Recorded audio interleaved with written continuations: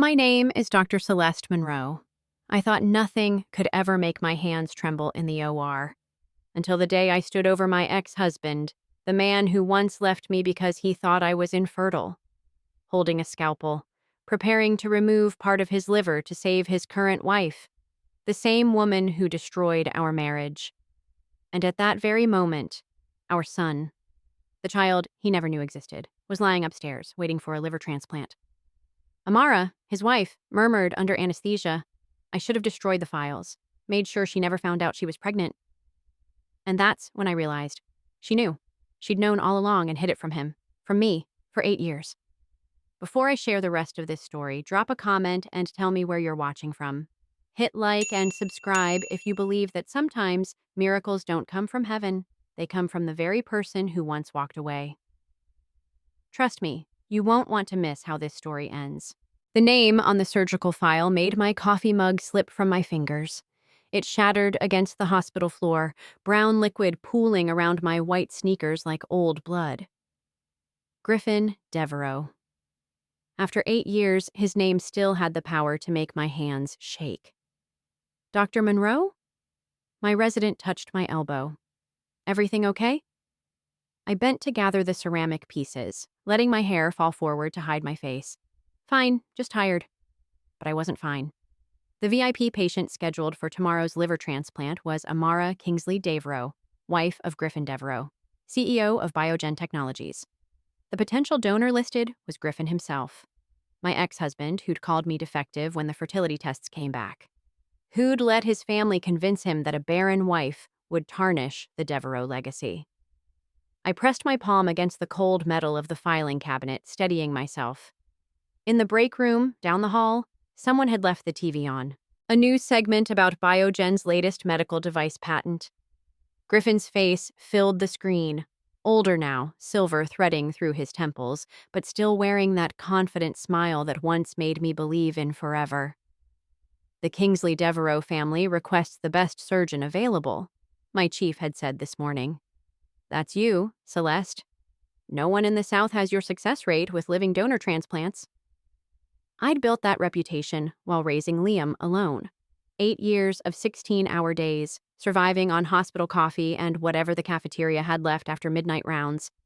8 years of telling my son that his father was gone, that some people just leave, that it wasn't his fault he'd never met him. My phone buzzed. The babysitter. "Liam's fever is back, 102 this time." The same fever that had been coming and going for months. The same symptoms I'd been documenting in his medical file, the one I kept locked in my home office because I couldn't bear to make it official at the hospital. The same rare genetic condition I'd seen in only 3 other patients in my entire career. My fingers found the small scar on my abdomen, hidden beneath my scrubs. The emergency C-section scar from delivering Liam alone in a Philadelphia hospital, where no one knew my name or my history, where I'd listed father unknown on the birth certificate because what else could I write? Father didn't want us? I pulled up Amara's medical file again. Wilson's disease, advanced stage.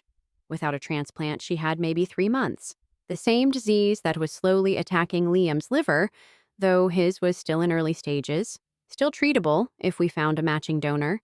Still manageable if I could keep pretending that running more tests would somehow change the results. Tomorrow, I would stand in an operating room with Griffin for the first time since he'd signed our divorce papers. Tomorrow, I would take a piece of his liver and place it into the woman he had chosen over me.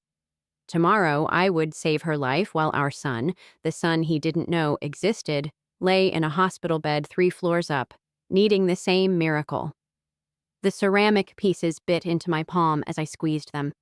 A drop of blood welled up, bright red against my pale skin. I watched it fall, joining the spilled coffee on the floor. The flashback hit me as I scrubbed in for surgery the next morning. The familiar ritual of soap and water, the methodical cleaning under each nail. It all brought me back to that night in New York when everything fell apart. Griffin had come home late from a board meeting, his face carved from stone. I'd been studying for my boards, surrounded by medical journals and empty takeout containers. "We need to talk," he'd said, and those 4 words destroyed everything we'd built. "The fertility results are clear, Celeste. You can't have children. He'd held the papers like evidence in a trial. My family, the board, they think it's best if we. If we what? I'd stood up so fast the journals scattered. If we divorce because I'm broken? You're not broken. But he couldn't meet my eyes. You're brilliant. You're going to be an incredible surgeon. But I need an heir. The company needs. The company needs? I'd laughed, harsh and bitter. What about what we need? But there was no we anymore. His mother had already contacted the lawyers. His father had already started introducing him to Amara Kingsley at charity galas. The senator's daughter, young and fertile and connected. 3 weeks after the divorce, I'd thrown up during a surgery. The nurse had joked about a stomach bug going around. But when it happened again the next day and the next, I'd known. The pregnancy test in the hospital bathroom confirmed what the fertility experts had somehow missed. I wasn't infertile. Someone had made a mistake. Or worse, someone had lied. Now, standing outside OR3, I watched through the window as they wheeled Amara in. She was beautiful in that delicate way that made people want to protect her. Blonde hair spread across the pillow like spilled honey. Even unconscious, she had that senator's daughter polish that I'd never possessed. Griffin stood by her side, holding her hand. The same hands that used to trace my spine while I studied. The same hands that had signed papers severing our life together. Dr. Monroe? The anesthesiologist was ready. I pushed through the doors. Griffin's head snapped up, and for a moment, time stopped. His face went pale, then red, then pale again. Celeste? Dr. Monroe, I corrected, pulling on my surgical gloves. I'll be performing your wife's transplant. His mouth opened, closed, opened again, like a fish gasping for air. But this was my domain now. In this room, I held the scalpel and the power. As the anesthesia took hold, Amara mumbled something. Most patients said nonsense under sedation, but her words were crystal clear. Should have destroyed all the files. Made sure she'd never find out about the baby. My hands stilled. The surgical nurse looked at me questioningly. Griffin, Amara continued, her voice slurred but audible. Promise me, she'll never know I knew about the pregnancy. The room went silent except for the steady beep of monitors. I forced myself to breathe, to focus. I had a job to do, a life to save, even if that life belonged to the woman who'd orchestrated my destruction. Let's begin, I said, my voice steady as my blade. Scalpel. The surgery proceeded flawlessly for 3 hours. Then, as I prepared to transplant the section of Griffin's liver, I noticed something in the tissue samples. The compatibility markers were off. Not enough to cause immediate rejection, but enough to cause complications. I found Griffin in the recovery room at 2 a.m., sitting vigil beside Amara's bed. His shirt was wrinkled, his tie loose. He looked up when I entered, and for a moment, I saw the man I'd married 12 years ago. Vulnerable. Lost. The transplant isn't taking as well as we'd hoped, I said, checking Amara's charts. We may need to find a better match. But I'm her husband. I should be. Biology doesn't care about marriage certificates. I kept my voice clinical, professional. We'll run more tests. My phone buzzed. The babysitter again. Liam's fever had spiked to 104. He was asking for me. I have to go, I said, but Griffin caught my arm. Celeste, wait. I need to know something. His grip was gentle but desperate. The things Amara said during surgery. Patients say all sorts of things under anesthesia. I pulled free. It rarely means anything. But I could see in his eyes that he knew better. The great Griffin Devereaux, master of boardrooms and billion-dollar deals, finally understanding he'd been played. I left him there and ran to pediatrics. Liam was awake, his dark hair, Griffin's hair, plastered to his forehead with sweat. Mom, it hurts. I know, baby. I smoothed his hair back, feeling his burning skin. I'm going to fix this. The next morning, I made a decision that went against every ethical guideline I'd ever sworn to uphold. I drew Liam's blood myself and labeled it as anonymous pediatric patient for compatibility testing against Griffin's donor profile. If Griffin was a match for his son, if he could save Liam. The results came back that afternoon. Perfect compatibility. Of course. Because the universe had a sick sense of humor. I found Griffin in his company's medical lab, surrounded by screens showing molecular models. He looked up when I entered, surprise flickering across his features. "I need your help," I said, the words tasting like ash. "There's a pediatric patient, 8 years old, Wilson's disease, same as Amara but earlier stage. He needs a liver donation." Griffin frowned. Amara's rejection risk is too high with your liver. We're finding her another donor. But this child? You're a perfect match for him. "Who is he?" Griffin asked, already pulling up donor protocols on his computer. Always the problem solver, always ready to be the hero. I set Liam's medical file on his desk. No name on the cover, just a patient number. "Read it." He opened the file. I watched his face change as he absorbed the data. Birth date, 8 months after our divorce. Blood type, matching his. Genetic markers, a mirror of his own. His hand started shaking at page 3. By page 5, the file slipped from his fingers. "Celeste." His voice broke on my name. "His name is Liam," I said quietly. "He likes dinosaurs and spaceships. He's brilliant at math like you. He has your stubborn streak and your laugh. And he's dying." Griffin stood so fast, his chair crashed backward. "Why didn't you tell me?" "Tell you what? That the wife you divorced for being infertile was pregnant?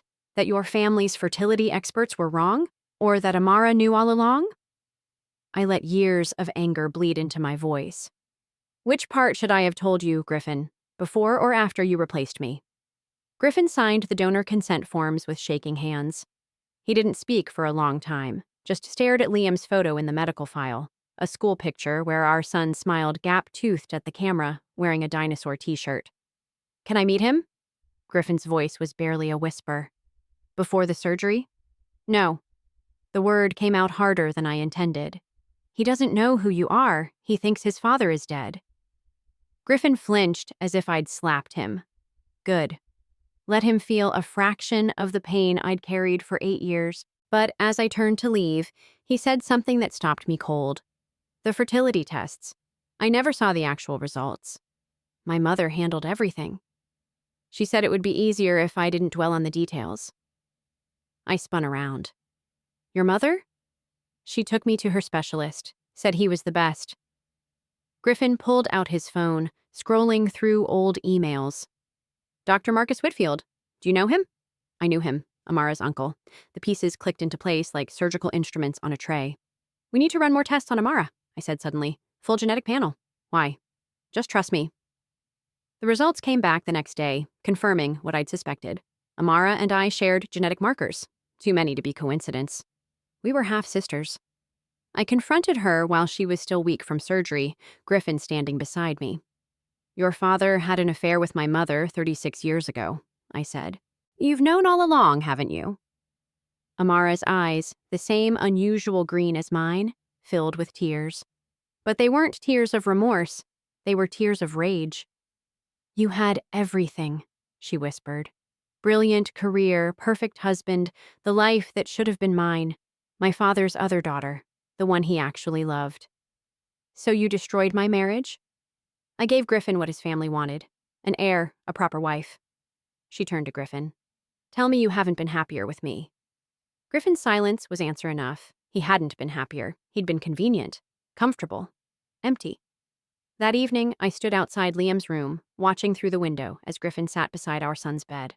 I'd finally relented. Let them meet. Griffin was reading from a medical journal, explaining liver regeneration to Liam with hand gestures and silly voices. Liam laughed, really laughed, for the first time in weeks. "He's funny," Liam told me later. "The donor man. He says his liver is super-powered, like Iron Man's arc reactor." "Yeah?" I tucked his blanket higher. "That's pretty cool." "Mom?" Liam's voice got quiet. "Is he really going to save me?" I kissed his forehead, breathing in his little boy smell of antiseptic and apple juice. "Yeah, baby, he is." The surgery was scheduled for tomorrow. 2 operating rooms, side by side. I would remove a portion of Griffin's liver while my colleague prepared Liam to receive it. It should have felt like victory.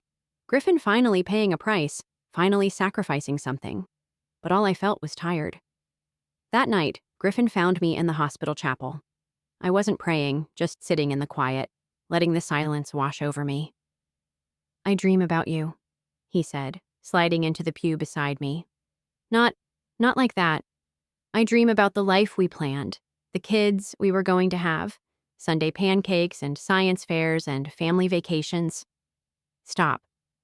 I threw it all away for nothing. For a lie my mother fed me and a woman who orchestrated our destruction. His voice broke. "Celeste, how do I fix this?" The morning of Liam's surgery, I couldn't stop my hands from shaking. I'd performed hundreds of transplants, saved countless lives, but none of them were my son. None of them were my entire world. Griffin was already in pre-op when I arrived.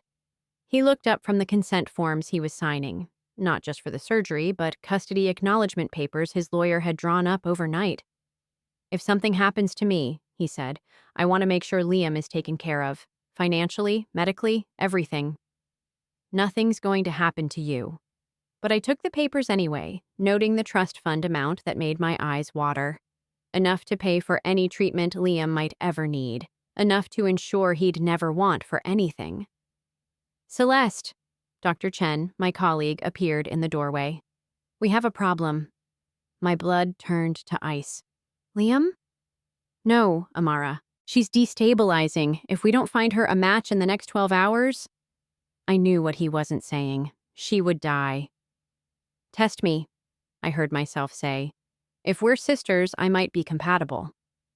The test took an hour. The results were devastating in their perfection. I was an ideal match for Amara, better than Griffin had ever been. My half-sister, who had destroyed my life, needed my liver to save hers. Griffin grabbed my hand when he heard. "You don't have to do this, after everything she did." "I'm a doctor," I said simply. I took an oath. But it was more than that. I thought about Liam watching me, learning what kind of person his mother was. I thought about the anger I'd carried for so long, how it had eaten away at me like a disease. I thought about forgiveness, not for them, but for myself. "I have one condition," I told Griffin. "Full custody of Liam, legal and binding. Amara signs away all rights." Griffin's jaw tightened. "She's carrying my child." Another twist of the knife, of course she was. The fertile wife giving him the heir he'd always wanted. "That's between you and her," I said. "But Liam is my son. Mine alone. That's my price." It took Griffin 3 hours to convince Amara. I don't know what he said, what he promised or threatened, but she signed the papers with tears streaming down her face. The next morning, 3 operating rooms were prepped. Griffin's liver to Liam, my liver to Amara. A chain of salvation that felt more like cosmic justice. Before they wheeled me in, Liam grabbed my hand. "Mom, are you scared?" "A little," I admitted. "Me too." He squeezed my fingers with his small hand. "But we're brave, right? Like superheroes?" "The bravest," I whispered.